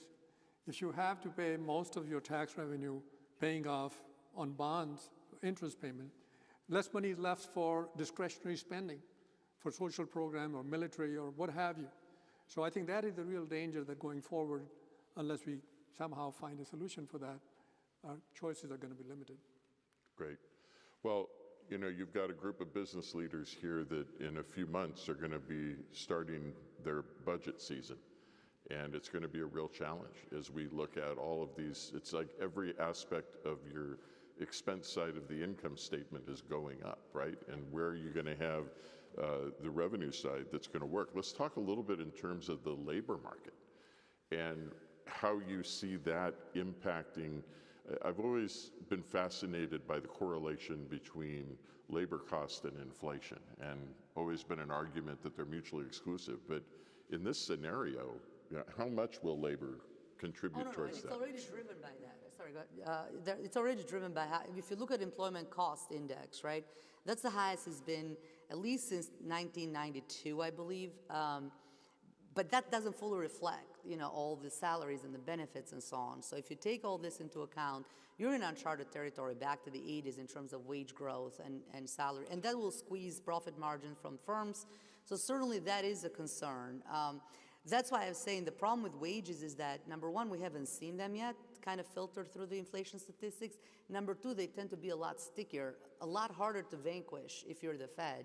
If you have a wage price spiral that kind of feeds into each other, where certainly you have stickier inflation, maybe not as high as what, the headline number may not necessarily be as high as we have right now, but I think people are too obsessed with that. We have to worry mostly about whether it's sticky or not, whether it's going to be permanently or at least over the next 2-3 years above 6%. That matters a lot more, I think, than is it 8.5 or 9.2%, right? So that's certainly a concern, and wages are one of those. Rents are the second reason why we're going to see sort of a sticky inflation. That's why we're saying growth, perhaps, but with stagflationary dynamics in the short term. Growth is one way to handle that. The other is increase in productivity. I'm sure that every employer had to tighten their budgets and especially wage bill, how much they're paying in labor costs. And going forward, a lot of work is being done from home, or in other ways, we're economizing on labor. That is not going to change just because the pandemic is over. I think businesses are continuing to do that, and I think the productivity increase because of that will, to some degree, but not fully, offset the wage cost increases. But wage costs are the biggest worry in the inflation factor, because if they become entrenched, and as wages go up, inflation goes up, people want higher wages lead to more inflation, and then they want higher wages again to compensate for that. That becomes a spiral, and that's something that we want to avoid. And that's what I think Fed is trying to do by clamping down hard on interest rates at this time. Okay, sounds good. Keep looking at the audience, and I'm not seeing any hands. So if you do want to ask a question, make sure you make your way to the mic. Those of you that are watching on the YouTube channel, also feel free to submit questions. We've got quite a few people that are watching us through the YouTube channel. I don't know if that's because of gas prices or who knows. But one question that came in, I think you have one of your Keynesians here online, and that is, the question is, what impact do you think the infrastructure bill will have on economic growth in the next 12 to 24 months? Go ahead. I was just going to say the infrastructure bill passed, but the spending hasn't taken place yet. Right. Some of the business executives that I have talked to, they don't see the impact. There's a lot of regulation and procedures that have to be fulfilled before the money can be actually spent. It's allocated, but it's not spent. So it's not going to be spent for at least toward the end of the year, we'll start seeing the impact, and over the next year. It's a substantial amount of dollars, and it is going to add to the government spending or public expenditure, and therefore help the economy. But help the economy, it's going to add to the demand to some degree. And to the extent inflation is driven by demand factors and continue to be driven by demand factors, it'll simply add to that. Yeah. The other thing I was going to add, just a small thing, is it's about $1 trillion, but half of that, about $500 billion, it's just reauthorizing existing spending, right? So it's not really brand new spending. I do think it's going to have more an inflationary impact rather than growth impact, which is the negative side of it. But certainly we do need some infrastructure job. The question is, I almost feel like, even when you talk about the state and local governments, I mean, it almost feel like they have, more green stuff than gray matter, like almost like more money than what they know what to do with, right? The question is how smartly would this money be invested so we get the most bang for the buck rather than kind of leading us to higher inflation. That's sort of the biggest concern. Look at our state. The governor budget is going to come out in June, and they are estimating anywhere from $12 to $20 billion surplus for this fiscal year. And the governor and legislature are fighting over how to give that money back to you, some of you anyway. We don't know how that money is going to be given back, but under the GAN limitation, I think they are required to give some of it back. Yeah. Well, we have just a few minutes that are left, and before we transition into our real estate segment, I think it's appropriate to talk about housing. And I know this is a real core issue for a lot of our businesses in Orange County. You had the numbers about the affordability index, the fact that we absolutely have to have economic growth to cover a lot of these obligations leans, we hope, and we're certainly working hard at the Business Council towards some policy relief that can increase our housing supply, which is really the issue. So give us some of your thoughts in regards to if we have this ability to increase the housing supply, how would that impact housing prices and perhaps help with the affordability level? The legislature passed several bills last year trying to change zoning laws and spend a lot of money, state money, on building homes, some of these for homeless people, and allowing more flexibility to local governments to expand housing. We won't know the impact of these for several years yet, and it always moves very, very slowly. So in the short run, the housing supply is rather inelastic, and as the housing prices come down. Now, one area where there has been a substantial improvement is in apartment buildings. If you look around Orange County, there are a lot of apartment buildings going up. So single-family homes is a very different story than multiple families. But housing supply in Orange County, there's not much hope really for prices to come down or rents to come down. The only thing that we can do is hopefully provide a sufficient amount that keeps the economic growth going in Orange County. Right. Well, less policy, right? Because we've all seen. And just, Yes, less policy. And the governor was basically saying that, it's been said since the Iran a few years ago that we needed about, 500,000 new homes a year. No way we're going to ever build that many. No, it was off the bat that we may need that many, but we're never going to get there. So certainly, given the zoning laws, given all the restrictions, and even the new improvement with the law, I'm a bit doubtful whether we're going to get to that level. And especially Orange County is a little bit different from Inland Empire. Certainly you're going to see this locational differences, right, between this. So we do expect, housing to remain tight and home prices to sort of taper a little bit, as Anil mentioned, because of higher mortgage rates, a bit more subdued demand, a bit more slowing of the economy. But certainly we don't see a crash or anything of that matter. No. Not yet. Great. Well, we have run out of time. We're going to transition now into our real estate segment. We'll hear more from them. Again, exactly. It's a perfect transition. Again, I want to thank both of you for all of your great work and the insight that you've given us. Let's give them another hand. Thanks, Jeff. Thank you. Thank you, Jeff. You got it. Thanks so much, Jeff. Thank you. Let me invite Pam Scamordo, who will begin the panel on real estate. Pam is the director of our Center for Real Estate.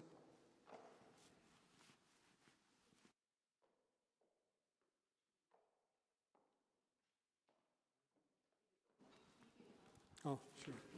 Hear me? Hi, everyone. Thank you. Hi. Jazz hands. I see some familiar faces. The lights are bright, so please bear with me as I adjust. But we have a panel here, so I'm going to sit here, and Michelle and Chris, if you want to make yourself comfortable over here. So I want to take a quick moment to just share with you guys that I was very excited to learn about the numbers. The presentation was great, thank you. And I'm excited to now bring it to how it's impacting, like, in our local community, what our experts are seeing. So we have Michelle Sherbel here. She is an experienced real estate broker with Stream Realty with her office in Irvine. And her specialty is in retail and land sales. And here we have Chris with our sponsor. So he has a lot of experience in the lending side. He's a chief credit officer. I'm learning the term still. Basically, he's my numbers guy, and he's going to be providing some insights on the lending side as well. And for those of you who don't know me, my name is Pam Scamardo. I wear multiple hats. I used to be an aerospace and mechanical engineer, found financial independence through investing in apartments. So I own my own business in that, and I like giving back to the community, which is why I'm here. I'm the co-director for the Center for Real Estate, and I work heavily with the REA students. REA stands for the Real Estate Association Club on campus, so I see a few of them here today. So I did a little survey of gathering questions that we're gonna ask our panelists here from the students and also from local business partners. So I'm going to jump straight into it. You guys ready? Here we go. Okay, so Chris, I'll start off with you. This is kind of like the new season of real estate, or we keep talking about changes, pivoting, and all of that. Chris, I'm most interested in understanding how this has impacted kind of the underwriting process or the valuation process as an investor or as a business owner. What are you seeing? What have you guys, what are you guys doing there? Behaving quite carefully, like most lenders are. You're probably seeing a modest tightening of credit standards, and part of that is when you look at the rising rate environment, it undoubtedly is going to impact the ability of properties, the cash flow for its debt against it. Almost all loans that are used to finance real estate are adjustable rate at some point. You might be able to get a fixed period for a while, but they usually adjust as to rate. And when they do adjust to rate, it creates a greater challenge for the debt service for the property. So we stress test those, and as we expect rates to go up, we're placing a harder stress test on them, a little higher stress test. And then we also look at the value of the underlying collateral. You don't want to end up on the other side, and so we've increased our look at the impact. We've increased the cap rate, which it moves in tandem with interest rates, but not exactly the same duration, not in the same magnitude. But there is some expectation. We're uncertain, what the lag effect is and the magnitude of the cap rate following interest rate increases. But we are increasing that, and so looking at what the value has, the value depreciation potential has, it is causing us to be a little bit more responsible in the amount of lending. Thank you, Chris. So would you say in general that perhaps the process is becoming a little more, for lack of better words, stricter, or are you guys finding yourselves kind of just doing a new way of processing? You could call it stricter. You could call it more selective. There we go. Okay. A little more due diligence, a little greater attention to the underwriting. Gotcha. Hopefully, though, still staying quite active. So, yeah, it's a tightening, but modestly at this point. Modestly? Okay, well, thank you for that insight. Well, to ping off of that, Michelle, my question would be for your clients, or just what are you seeing right now with the investment sales in retail, in land, office, industrial? How are you seeing the inflation affecting your investor, folks or anyone? Well, I would call the real estate environment for the past year as kind of frothy. It's been almost too good, multiple buyers for any type of product. And the pricing escalating, you could see it escalating throughout the year. Now I think with the interest rates rising and inflation obviously there, all those performers were based on rent increases.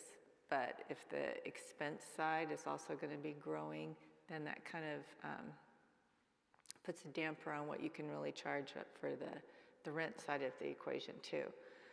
So I do think that there's going to be not as substantial rent growth on there, which is what drives your overall value. And there's just kind of caution in the wind as they know they're going to be facing higher interest rates on their leverage, and trying to estimate a 5-year terminal cap rate is really anyone's guess where that's going to be. So you could have a value range that differs quite greatly too. Thank you, Michelle. And I'll give you guys some insight on the multifamily side because that's my wheelhouse. As we all see, there's a lot of development going on because cap rates are really squeezed, meaning in order to just buy in, we're turning inward and developing instead. So that's kind of the trend that I'm seeing on the residential side as well. So for example, I have a project in San Diego that we're looking into converting this single family home into, I guess, a more dense build, meaning can we increase it to 10 units instead of a single family home. And so what I'm noticing just in my little small sphere here is we're becoming more creative with how we have to work with how things are done. Perhaps, the selective lending also plays a part as well because it definitely becomes more competitive as you bid for projects or as you look at different projects that come to the table. So I think with all of this kind of coming together, what I'm seeing this, and guys, please chime in here, do you see, well, again, we don't have a crystal ball, but do you see things kind of easing up a little bit from the frothiness or just in general in the next year, so to speak? What are you guys seeing or predicting? Sure. I think the frothiness has softened slightly. I love it, by the way. Sorry, frothiness got me thinking about Starbucks coffee, which I need another one right now, but. I have been asked, well, what does that mean? Well, it's the overly aggressiveness, I would say, on the buyer side, for sure. But it's still a very strong market. Do I predict that it will soften after today's predictions? Yes, but it will be how much? Will it return to normal, or will it go to everyone's frozen in fear? In 2008, that's how I would describe what happened. You went from very, very strong or almost frothy to basically frozen, and no one did anything. And you thought it was temporary, and we all lived, but it wasn't temporary. It ended up being a very long time. So none of us really know how, but we're very much follow the leader. And so all the institutions will do exactly what the other one does, and the private people will have to reevaluate, because if right now we're at a point where we're talking about it, but you're not necessarily seeing it. Besides the inflationary side, you're not hearing recession being spoken in a very wide manner at this point. So right. As the headlines change and the sentiment changes, it'll be where it sets. So we're pretty much cautious at the moment, right? So, kinda. I think they're still on the cautiously optimistic side. Yeah. So, as the optimism softens. Thank you for that. What about you, Chris? Well, what I could add to that, I agree with Michelle fully. I fully agree with her response. But, I'm looking at it by sector. And there's still a lot of confidence in the industrial sectors. For industrial properties, whether it's in the Inland Empire or it's our biggest industrial property center, which is in Los Angeles, there's still record low vacancy rates and rent increases. So that sector I still see having a lot of upside.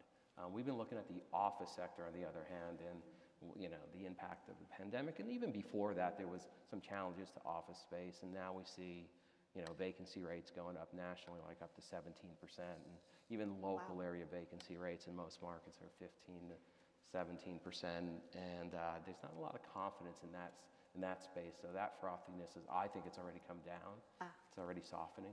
Well, that's good to know. I mean, I've looked at some also like office conversions as well, like to the multifamily side. So again, that's what I love doing. So I think what I'm realizing or seeing is that the institutions will do a little bit of this, right? Or watching what each other's doing, and then the private players like myself or for other local businesses will do the happy dance. We'll probably have to get creative no matter what, to dance around things. So with that in mind, though, I do have a question on how the labor shortage is kind of affecting your business in general. And I'm going to start off with you, Chris. Are you guys basically like looking for a lot of like analysts, or you can't find the right talent? What are you guys doing in this time and age to attract the right talent and work through all of this?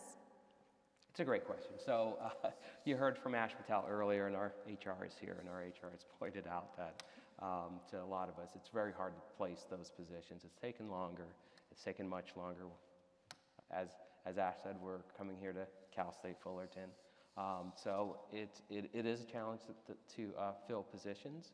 It hasn't affected our productivity quite yet. So we're able to keep up with it, but I see it. I'm going to pivot over to the lending side.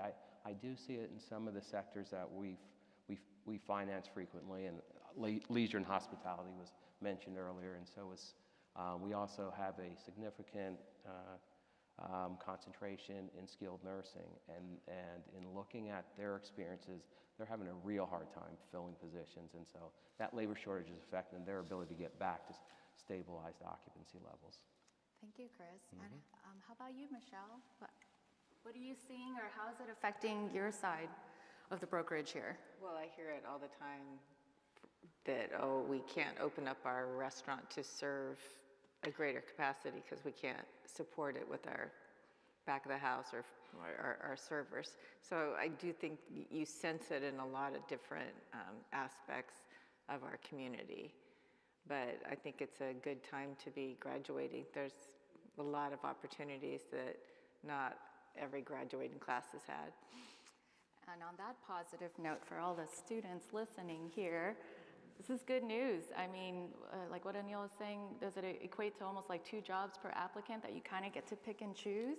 When I was graduating, I was lucky enough to even be considered as the 100th person for like an internship or something. So, I kind of want to turn it a little bit here. I know I'm going off the script, which I love to do and surprise you guys with. Can you share like one nugget of wisdom for all the students listening out there of what would you like to impart with them based on this real estate industry, the current environment, what we just learned with all the stats? Whoever wants to take it first. I'll take a shot at it. All right. Not a question I expected, but I don't know. Somebody just getting out of school, I try to keep it simple and just say, just build a plan. Almost any plan for your career. It doesn't even, bad plan's better than no plan. Don't just graduate and then look for a job. That's just not a plan. So build any plan, a silly plan, a quickly put together plan, and you'll make it better as you move forward. You'll make it better as you're looking. You'll make it better after you get a job. And so have a plan for your career. Have an idea what you want to get into. The field of lending is going to change a lot. It may not be dominated by bank loans and bank lending. It could be something else. But if that's your interest, start pursuing it. Start pursuing it in some kind of way. Sage wisdom there. Thank you for sharing. Onward to you, Michelle. Oh, I would say that it took me a while to figure out who I was and what I liked and disliked. And so maybe you try a career path and it's not the right one, but you'll realize like the things that you like and you don't like, and then really find the career that works within your personality. For me, I couldn't take the job at the accountant where you had to write down your, every 15 minutes had to be billed to a client. And to me, I felt constrained. So it's easier for me to be in a no salary, no benefits, you are on your own, but it's like I have that flexibility and freedom. So it's like you got to figure out who you are and what you want in your career. I love that. Thank you for that advice as well. And for me, I think the two words that come to mind right now, many moons ago when I was a student, I wish someone told me this, is to just continue to stay curious. Continue learning, meaning you don't have to, well, stay in class, but I'm just saying continue to meet people, connect with people, and learn from those connections, and to stay nimble. So that's kind of my 2 cents on it. At least, like what you said, it's important to learn what you like. I worked in corporate America for a good decade of my life. I loved it, loved the technical work, but then I realized I have an entrepreneur spirit, and it's okay to change. And I think that's what you had mentioned, is just allowing yourself to kind of grow and evolve. So thank you for that. Now, bringing it back around to real estate in general, if there's something that you kind of feel the audience should know in this current time, is there something you would like to share from your experience and what you're seeing that could be a grumbling change that is going to happen? Yeah, I know you guys weren't expecting that. Thank you, Pam. I know, I'm sorry. I said I'd try not to make it too tough, but if there is something, if not, then it's all good too. I'll give it a shot. Oh, go ahead, Michelle. I would just say that I think we've all learned from the pandemic that we cannot predict the future, and that you have to just, there will be change that even our experts cannot predict. So we will all have to just roll with the punches. And as much as we predict our pro forma to be perfect in our underwriting, there are outside changes it's going to come along. And so you have to kind of go to the level playing field as best you can.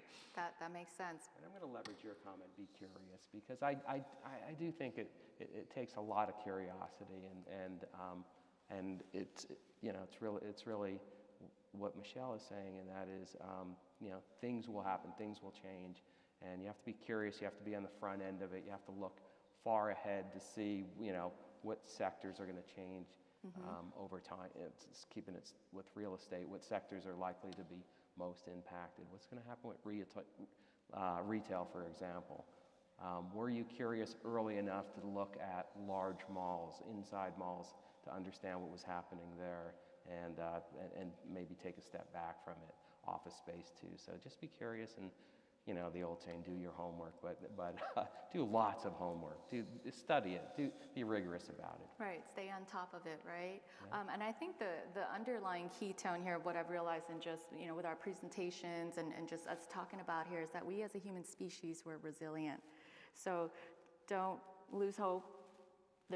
We are always very creative in how we go about things. So for example, when the office market or the leisure and hospitality industry was hit pretty hard and still trying to make their way up, but now there's like conversions, different ways of how to approach it. Are we converting it to multifamily, residential, or maybe storage?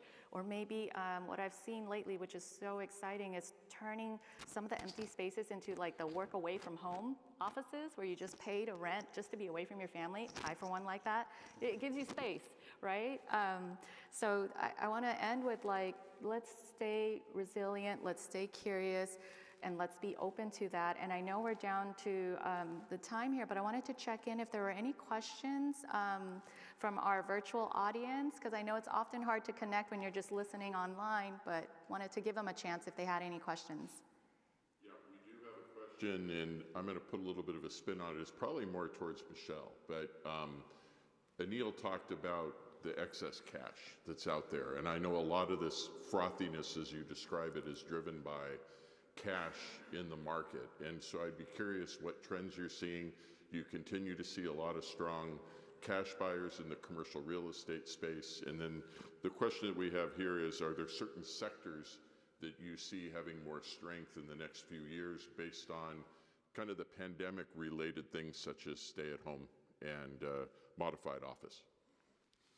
Well, I do think there's a lot of private capital wealth that's cash buyers, and they're looking for yield, basically, and with the low interest rates, they haven't been able to find it.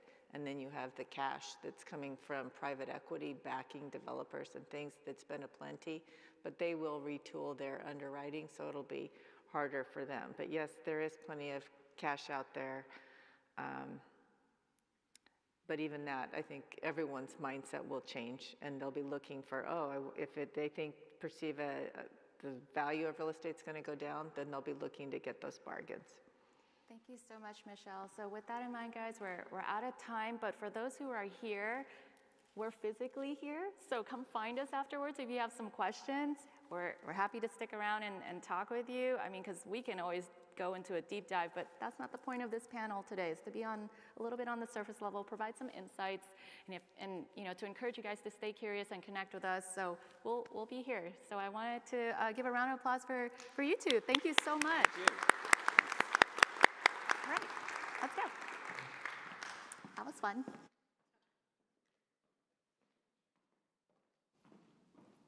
Ladies and gentlemen, I know we're running a little bit late, so I will keep my remarks short. First of all, a big round of applause to Anil Puri, Meera Farka, and our panelists, Pam, Chris, and Michelle. Thank you. Folks, I know there's a lot of news out there, and I think Anil and Meera kind of put us out there saying, yes, look at inflation, possibly stagflation. All I can think of is I need to adapt, especially managing a state budget. Sorry, Meera, I don't have that big pay raise that I would love to give you. No, with that, I just wanted to make sure that this is the kind of the events that we want to put out there, give you an opportunity to hear about from our experts, analyzing the data, give you some opportunities to think about how you're going to be managing your organizations as well as the community here. So thank you for that. Thank you for your participation.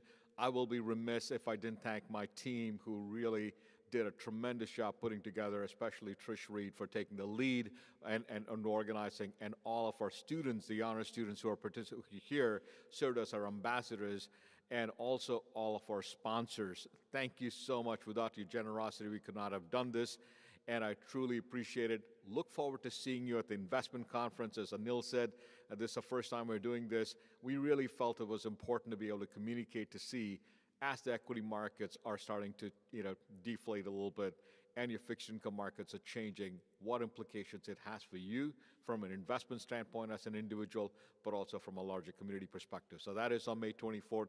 We will set up more information, and I know I will be totally remiss if I don't thank my special partner here and supporter, Mr. Jeff Ball, President CEO, for moderating. Jeff, you always do a tremendous job, and I'm looking forward to partnership with our fall forecast coming up, and there's more information coming. Without any further delay, have a wonderful and a safe weekend. Thank you all very much. Bye-bye.